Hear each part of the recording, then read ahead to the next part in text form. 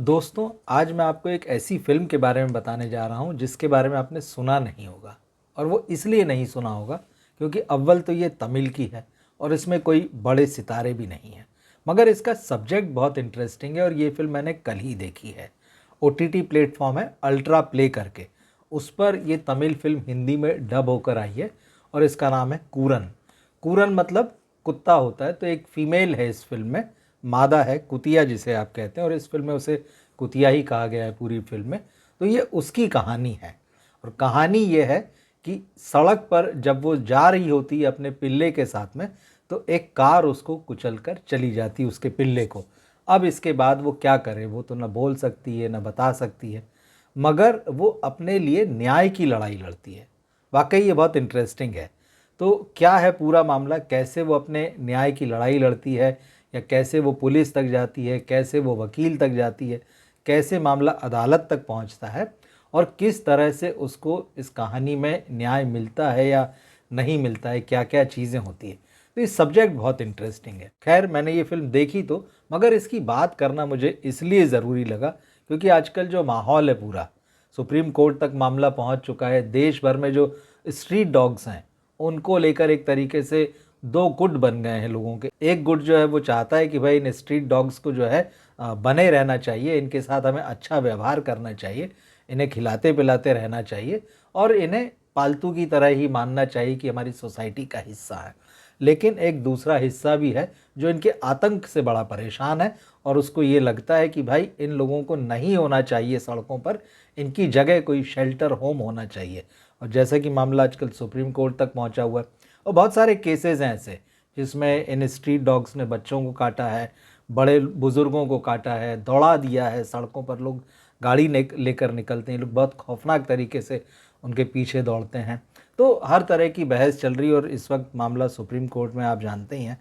तो ऐसी स्थिति में जब कुत्तों को लेकर पूरे देश में ये बहस चल रही है कि क्या ये हमारी सोसाइटी का हिस्सा हैं और क्या इन्हें हमारे बीच रहना चाहिए या फिर नहीं रहना चाहिए, ऐसे में ये तमिल फिल्म आती है कूरन, जिसमें उसका बच्चा जो है कार से कुचल कर मर गया है और अब वो कैसे लड़ाई लड़े, कैसे जो अपराधी है उसको सजा दिलाए।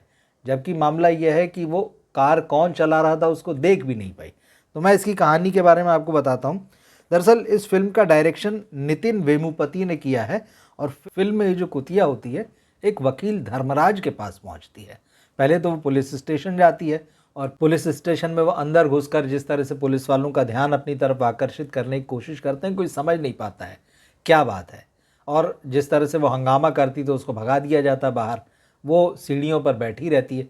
और जब वहाँ एक मामले में वकील धर्मराज आते हैं, इस रोल को ऐसे चंद्रशेखर, ये एक्टर हैं तमिल फिल्मों के, इन्होंने प्ले किया है, प्रोड्यूसर राइटर भी हैं, डायरेक्टर भी हैं और बड़ी खूबसूरती से उन्होंने प्ले किया है इस रोल को। तो वो धर्मराज नाम के ऐसे वकील की भूमिका में है जो 10 साल पहले रिटायर हो चुका है। उसने अपने केस वेस लड़ने बंद कर दिए और अपनी एक अच्छी नॉर्मल लाइफ जी रहा है। मगर जब वो पुलिस थाने से बाहर निकलते हैं तो ये कुतिया उनके पीछे पीछे चल देती है।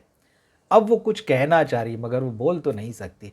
ऐसे में धर्मराज जो वकील होते हैं वो उसको अपने घर में रख तो लेते हैं, लेकिन लगातार वो ये देखते हैं कि वो कुछ कहना चाह रही, और यहीं से कहानी जो है थोड़ा रफ्तार पकड़ती है और धीरे धीरे वो कुतिया उनको अपने इशारों से समझाती है और उस जगह तक ले जाती है जहाँ पर उसके पिल्ले को, जो मर गया था कार एक्सीडेंट में, वो दफन है। यहाँ से धर्मराज समझते हैं कि ये क्या कहना चाह रही है और वो उसका केस लेकर पुलिस के पास जाते हैं कि आप इसकी शिकायत दर्ज कीजिए। बहुत अजीब लगता है कि यार ये किस तरह का मामला चल रहा है, लेकिन पुलिस उसका केस दर्ज करती वकील के कहने पर। वो कहते हैं कि मैं इसका वकील हूँ और वो केस जो है फिर अदालत में जाता है। अदालत में किस तरह से जज इस पूरे मामले की सुनवाई करता है, सुनवाई के दौरान क्या क्या चीज़ें होती है, किस तरह से ये इंटेलिजेंट डॉग बताई गई है। अब ये भी तो उसी फिल्म के दौरान ये राज खुलता है कि वो इतनी ट्रेंड इसलिए नज़र आ रही क्योंकि वो पुलिस स्क्वाड में रही है।